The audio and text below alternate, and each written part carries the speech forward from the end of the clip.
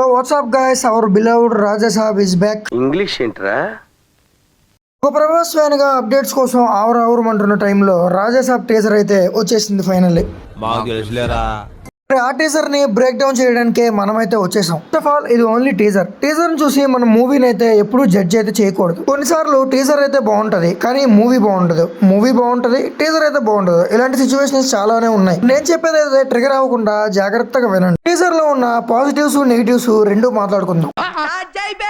Open చేస్తే ఒక booth బంగ్లా, forest మధ్యలో అయితే ఈ పెద్ద బూత్ బంగ్లా అయితే మనకు కనిపిస్తది. మరి ఆ బూత్ బంగ్లా ఎవరిది అంటే అది అంత ఆలోచించాల్సిన అవసరం అయితే లేదు, వెంటనే రివీల్ చేస్తారు అది సంజయ్ దత్ అని. బ్యాక్గ్రౌండ్ లో అయితే ఒక డైలాగ్ ని మీరు గమనించే ఉంటారు, ఈ ఇల్లు నాది, సంపద కూడా మొత్తం నాదే, ఇది నేను మాత్రమే అనుభవించాలి అని చెప్పి బ్యాక్గ్రౌండ్ లో డైలాగ్ అయితే వస్తది. అంటే సంజయ్ దత్ బహుశా ఒక జమీందారు గాని ఒక రాజు గాని అయి ఉండొచ్చు. అంటే ఆ రాజు ఉన్నప్పుడే కాదు, నా తదనంతరం అంటే నేను చనిపోయిన తర్వాత కూడా నేనే ఆస్తిని అనుభవించాలి అని చెప్పి బ్యాక్గ్రౌండ్ లో ఒక వాయిస్ అయితే వస్తది. అంటే ఇక్కడ మీకు అర్థమై ఉండొచ్చు, ఆస్తి కోసం ఎవడొచ్చినా ఆస్తి మీద ఎవడు కన్ను పడినా వాడు వీపు డప్పు అయిపోద్దని.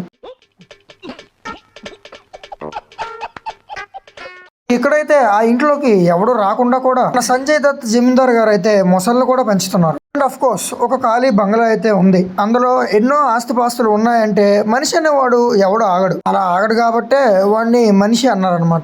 నెక్స్ట్ షాట్ విషయానికి వచ్చేస్తే మన హీరోయిన్, అదే తను ఎవరో కాదు మల్లికా మోహన్ అనే.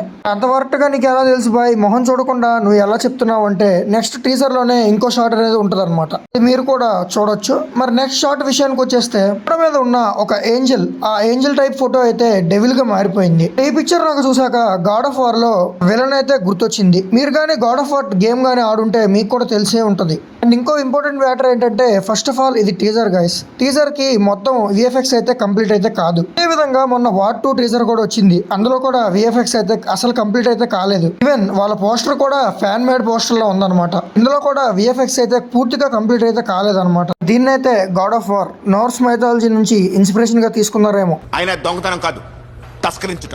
కట్ చేస్తే డార్లింగ్ ప్రభాస్ అయితే తన వింటేజ్ లుక్ లో అయితే కనిపిస్తాడు, వింటేజ్ కామెడీ కూడా చేస్తాడు అనమాట అని సోషల్ మీడియాలో అయితే చెప్తున్నారు. జోక్స్ అపార్ట్, డార్లింగ్ గారి లుక్స్ అయితే బాగానే సెట్ అయ్యాయి, బట్ వాయిస్ అయితే సెట్ కాలేదు, కొంచెం సెట్ అయితే బాగుండేది. నెక్స్ట్ ట్రైలర్ లో అండ్ మూవీలో వాయిస్ మాడ్యులేషన్ కొంచెం మారిస్తే బాగుందని అనిపించింది. చూద్దాం ఎంత మాత్రం మారుస్తారు. ఫస్ట్ అయితే నేను అనుకున్న దాని ప్రకారం ప్రభాస్ గారిని గోస్ట్ గా అయితే చూపిస్తారైతే అనుకున్నాను. తర్వాత అయితే సంజయ్ దత్ గారిని గోస్ట్ గా చూపిస్తారని రియలైజ్ అయితే అయ్యాను. సంగీత ప్రియుడిలా ఉన్నాడు, పియానో కూడా ప్లే చేస్తున్నాడు అనమాట. మధ్యలో మారుతి గారు పబ్లిక్ పల్స్ ని తెలుసుకొని మంచి స్టఫ్ ని కూడా పెట్టాడు.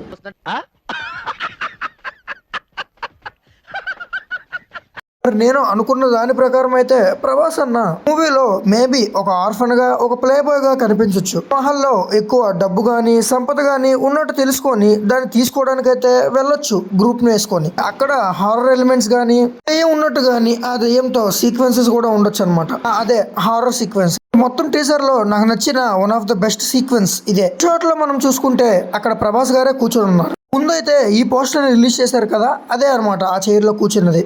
అది ముఖ్యంగా రివర్స్ లో ఉందన్నమాట. ఫస్ట్ అయితే నేను కరెక్ట్గా గమనించలేదు, కింద చూస్తున్న వాళ్ళే పైన రివర్స్ లో కనిపిస్తున్నారు అనుకున్నాను. తర్వాత 0.25x స్పీడ్ లో చూస్తే అక్కడ జనాలు అయితే ఎక్కువ మంది ఉన్నారు, కింద తక్కువ ఉన్నారు, పైన ఎక్కువ మంది ఉన్నారు. రివర్స్ లో ఉండడం వల్ల పైనుంచి కింద పడిపోకుండా ప్రభాస్ అన్న అతను చేయి పట్టుకున్నట్టున్నాడు. మాక్సిమం ప్రభాస్ అన్న అయితే ఈ మూవీలో గోస్ట్ అయితే కాకపోవచ్చు, సంజయ్ దత్ గారే ప్రభాస్ అన్న లోపలికి అయితే వెళ్ళుండొచ్చు. గంగా అండ్ కాంచన ఈ మూవీస్ లాగా అనమాట. నాకు టీజర్ లో ఈ సీక్వెన్స్ కూడా నచ్చింది. బ్లడ్ అయితే కాళ్ళ దగ్గరికి రావడం, స్మోక్ అయితే బ్లడ్ గా మారి ప్రభాస్ అన్న కాళ్ళ దగ్గరికి అయితే వస్తుంది. అయితే ఆ కింగ్డమ్ కి ప్రభాస్ అన్నకి ఏదైనా లింక్ అయితే ఉండుండొచ్చు, లేదా ఆర్ఫన్ గా పెరిగి ఇక్కడున్న సంపద కోసం వెళ్లి దెయ్యానికి అయితే దొరికిపోయి ఉండొచ్చు అనమాట. మధ్యలో కూడా కామెడీ చేయడానికి అయితే ట్రై చేశారు, అటు వర్కౌట్ కూడా అవుతుంది. ఈవెన్ మూవీ లవర్స్ కి వర్కౌట్ కాకపోయినా ఫ్యామిలీ ఆడియన్స్ కి అయితే బాగా వర్కౌట్ అవుతుంది. మరి మనం ఈ షాట్ చూస్తే this might be the climax అనిపిస్తుంది. ఇదే పోస్టర్ కూడా రిలీజ్ చేశారనమాట, డబ్బుని తగలబెడుతున్నట్టు. బ్యాక్గ్రౌండ్ లో కూడా మనం చూసుకుంటే ఆ రాజ్ మహల్ అంతా కాలిపోతుంది. ఇన్ఫాక్ట్ ప్రభాస్ అన్నే కాల్ చేస్తున్నాడు. మొత్తం టీజర్ చూసాక నాకైతే ఏమనిపించింది అంటే వింటేజ్ ప్రభాస్ రేంజ్ కామెడీ ఉండకపోయినా ఒక మంచి హారర్ కామెడీ ఎంటర్టైనర్ చూడబోతున్నామన్న ఫీల్ అయితే కొంచెం అయితే కలిగింది. పర్సనల్ యాజ్ ప్రభాస్ ఫ్యాన్ గా నాకు ఈ ఫిలిం ఏదైతే ఫస్ట్ నుంచి అసలు హోప్సే లేవు. ఎందుకంటే మారుతి గారి ప్రీవియస్ ఫిల్మ్స్ అన్ని ఫ్లాప్లే. మహానుభావుడు, పక్కా కమర్షియల్, ఇవన్నీ ప్రీవియస్ ఫిల్మ్స్ అనమాట. అండ్ స్మాల్ బడ్జెట్ అవి. ఇది big budget film. And film budget అయితే 400 crore. ప్రభాస్ గారి రెమ్యునరేషన్ 100 crore. ఆ తర్వాత ఎక్కువ రెమ్యునరేషన్ ఇచ్చే యాక్టర్స్ గానీ ఎవరు కనిపించలేదు. విఎఫ్ఎక్స్ అయితే బాగానే ఉంది. బట్ 300 crore రేంజ్ అంటే ఖచ్చితంగా కాదు. ఎందుకంటే మనం ఎన్నో రీసెంట్ హారర్ ఫిల్మ్స్ చూసాం. స్త్రీ 2 గానీ, బుల్బులయ్య 3 గానీ వీటి బడ్జెట్ అయితే ఇంత కాదనమాట. మోర్ ఓవర్ స్త్రీ 2 మొత్తం movie budget 60 crore. Only 40 crore లో అయితే ఈ మాత్రం విఎఫ్ఎక్స్ అయితే లాగారు వాళ్ళు. ప్రభాస్ అన్న ఫిలిమ్స్ కి ఎందుకు ఇలా జరుగుతుందో నాకైతే అర్థం కావట్లేదు అనమాట. విఎఫ్ఎక్స్ అయితే పర్లేదు అనిపించింది. అండ్ నెక్స్ట్ ట్రైలర్స్ లో కూడా కొంచెం విఎఫ్ఎక్స్ అనేది మెరుగుపరుచుకుంటే బెస్ట్. ఇలా ఎందుకు అంటున్నానంటే ముందే చెప్పాను కదా, టీజర్ లోకి మొత్తం విఎఫ్ఎక్స్ వర్క్ అయితే కంప్లీట్ అయితే కాదనమాట. ఆ వాయిస్ మోడ్యులేషన్ కూడా ప్రభాస్ అనేది కొంచెం మారిస్తే పర్ఫెక్ట్ గానే ఉంటుంది. నీళ్ళు అయితే డైలాగ్స్ ఏమీ రాయకుండా ప్రభాస్ అన్న బాడీని మాత్రం బాగా యూజ్ చేసుకున్నాడు. ఈ మూవీకి మాత్రం అలా కాదనమాట. హర్రర్ కామెడీ అంటే ఎక్కువ డైలాగ్స్, కామెడీ అంటే ఎక్కువ నోటికి పని చెప్పాల్సి అయితే వస్తుంది. చూడాలి నెక్స్ట్ అప్కమింగ్ అప్డేట్స్ లో, ట్రైలర్స్ లో ఎంత బాగా వాయిస్ అనేది తీసుకొస్తారో అని. విఎఫ్ఎక్స్ ని కూడా ఏమాత్రం ఇంప్రూవ్ చేస్తారనేది చూడాలి. ఫైనల్ గా నేను చెప్పొచ్చేది ఏంటంటే స్టోరీ లైన్ అనేది సింపుల్ గా ఉన్నా సరే, ఒక్క లైన్ లో ఉన్నా సరే మూవీ అనేది ఎంత బాగా తీసారన్నదే చూస్తారనమాట. ఈ రోజు వీడియోకి అయితే ఇంతే. ఛానల్ కానీ కొత్తగా వచ్చుంటే ఛానల్ సబ్స్క్రైబ్ చేసేయండి, వీడియోని లైక్ చేసేయండి, మీ ఫ్రెండ్స్ అండ్ ఫ్యామిలీకి కూడా షేర్ చేసేయండి. And thanks for watching.